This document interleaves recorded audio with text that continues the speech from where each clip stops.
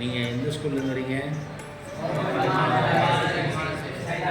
ஒவ்வொருத்தராக உங்கள் பேரை சொல்லுங்கள். எல்லாம் +2 +1? +1.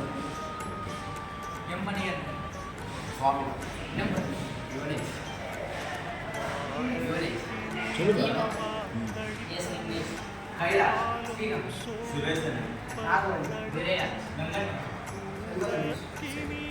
உங்களுக்கு ரொம்ப ஷார்ட்டாக முடிச்சிடும். சர்வீஸ் அப்படின்னா என்னன்னு தெரிஞ்சவங்க மட்டும் சொல்லுங்கள் பார்ப்போம். சர்வீஸ்னால் என்ன? சர்வீஸ் சேவை. சேவை. சேவைன்னா நம்ம மற்றவர்களுக்கு நன்மைகள் செய்கிறது பேர் சேவை. ஓகே. சேவையில் 2 விஷயம் இருக்குது. ஒன்று வந்து நாம் பண்ணக்கூடிய சேவையில் நமக்கு பொருள் ஈட்டலாம், புகழ் ஈட்டலாம். புரியுதா? அப்போது நீங்கள் எனக்கு மட்டும் பண்ணிங்கன்னா அதுக்கு பேர் தொண்டு. புரியுதா? எனக்கு ஒரு தேவை இருக்குது, எனக்கு தண்ணி கொண்டு வா அப்படின்னா நீங்கள் தண்ணி கொண்டு வா, அது தொண்டு. அதே எங்களுக்கு ஒரு மொத்தம் ஒரு குழுவில் செய்திக்கு சேவை. ஓகே. தொண்டுக்கும் சேவைக்கும் வித்தியாசம் சிம்பிள். தொண்டுனா சிங்கிள் பர்சன்ட் நம்ம ஏதாவது அப்படி தேவை பையனுக்கு வந்து ஏதாவது ஒரு விஷயம் எடுத்து கொடுத்தீங்கன்னா அது தொண்டு. புரியுதா? சேவைங்கிறது என்ன அப்படின்னா ஒரு டீம், ஒரு 10 பேர் 5 பேர் ஒரு குழுவுக்கு நம்ம செய்கிறது. இங்கே இந்த அமைப்பை வந்து ஏதாவது சொல்லியிருக்கேன். ஸோ இந்த அமைப்பு வந்து 28 வருஷம் ஆக ஒரு சேவை அமைப்பு. தீபம் அறக்கட்டளை. அறக்கட்டளைனால என்ன? சேவை அமைப்பு மொத்த பேர் அறக்கட்டளை. நடராஜன் அறக்கட்டளை, முருகன் அறக்கட்டளை. அறக்கட்டளைன்னா சமூகம் கொடுக்கல. வேறு பொருளாதாரம் கொடுக்கும். எப்படி கொடுக்கணும்னா நம்ம வந்து நம்மளுடைய உழைப்பை பயன்படுத்தும் போது அந்த உழைப்புக்கேற்ற ஊதியம் கொடுத்தாலே அது வந்து பொருளாதாரம். அது அழகு, சந்தோஷம், பாதுகாப்பு, அருமை. வேற இன்பமா? சமூகம் இன்பம் தருதா என்ன? சமூகம் வந்து தர்றது வந்து அருமை. அப்போது நம்ம அந்த சமூகத்துக்கு சமூகம் வந்து ஒழுக்கம் தராது. ஒழுக்கம் வீரனும் ஓம்பப்படும். புரியுதா? நம்ம ஒரு கொட்டேஷன் வச்சுருக்கோம். இல்லந்தோறும் அறம் வளர்க்கும் தீபம். அறம்னா என்ன? கட்டி சொல்லுங்க. என்னை ஒழுக்கம் தான். அறம்னா ஒழுக்கம். அடுத்த அறம்னா என்ன தெரியும்? பசிக்கு உணவளித்தலும் அறம் தான். ஒரு வீடு தோறும், ஒரு இல்லந்தோறும் அறம் வளர்க்கணும். ஏன் அப்படின்னு சொல்லுங்க. வீடு டிசிப்ளினாக இருந்ததுன்னா தெரு டிசிப்ளினாக இருக்கும். கரெக்டாக? தெரு இருந்தால் நகரம் இருக்கும், நகரம் இருந்தால் நாடே நல்லா இருக்கும். அப்போது ஒவ்வொரு இல்லந்தோறும் அறம் வளர்க்கும். ஓகே. ஸோ நீங்கள் முதல்ல தெரிஞ்சுக்க வேண்டியது என்னென்னா, அறம்னா டிசிப்ளின், ஒழுக்கம். புரியுதா? அந்த ஒழுக்கம் நமக்கு இருந்ததுனாலே பெரியோர்களை மதித்தல், புரியுதா? தாய் தந்தை தேவையானங்களை செய்தல், புரியுதா? வீட்டில் வந்து நம்ம வந்து எல்லா விஷயங்களையும் நேர்மையாகவும் உண்மையாகவும் எளிமையாகவும் நம்ம பண்ணணும். இதெல்லாம் பண்ணால் நம்ம வீடு நல்லாயிருக்கும், தெரு நல்லாயிருக்கும், நகரம் நல்லாயிருக்கும், நாடே நல்லாயிருக்கும். ஓகே. ஸோ இங்கே வந்து இன்றைய நாள் எத்தனை மணி இருக்கீங்க? 1:30 to 2 o'clock. இப்போது நீங்கள் வந்து ஒரு 3 டீமாக பிரித்து கொடுக்குறோம். ஓகேங்களா? ஒரு 3 டீம். ஒரு டீம் வந்து நம்ம இங்கே பருப்பு வச்சுருக்கோம். பார்வையற்றவர்களுக்கு உடல் ஊனமுற்றவர்கள், இந்த 2 பேருக்கும் 40 பேர் 40 80 பேருக்கு ஒவ்வொரு மாதந்தோறும் முதல் வெள்ளிக்கிழமை நம்ம அவங்களுடைய வாழ்வாதார உதவின்னு என்ன?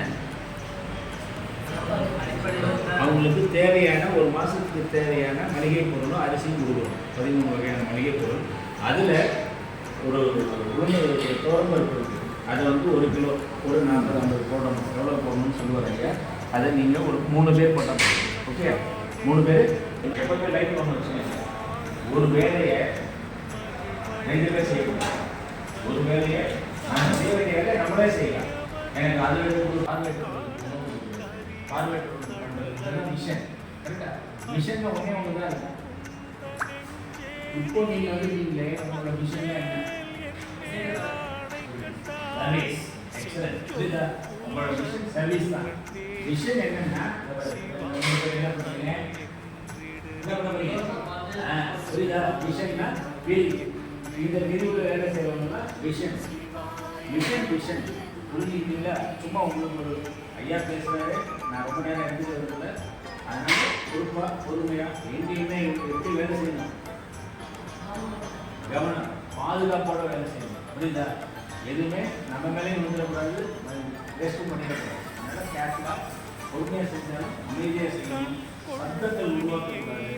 நம்ம இங்கே வந்து ஃபோனை வந்து மேக்ஸிமம் சைலண்ட் போட்டுருக்கோம். ஏன்னா இது என்ன ஒரு சபை, ஞான சபை. இங்கே என்ன கிடைக்கும்?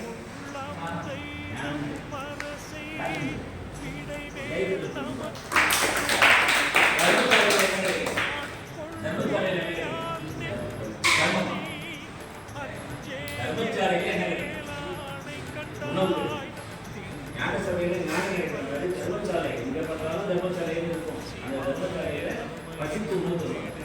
புரியுதா? ஞான சபைக்கு ஞானம் தரணும்னா என்ன வேணும்?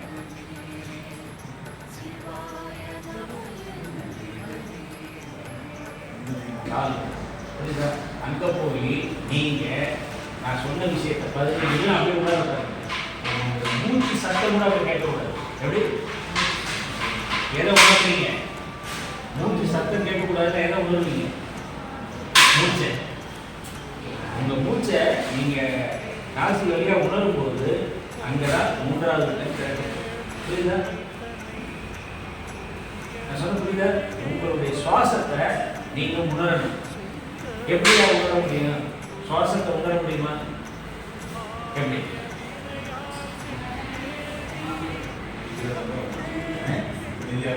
அமைதியா இருந்தா அதுக்கு தான் நம்ம எல்லா மதத்திலையும் இருக்கு சுவாச பயிற்சி.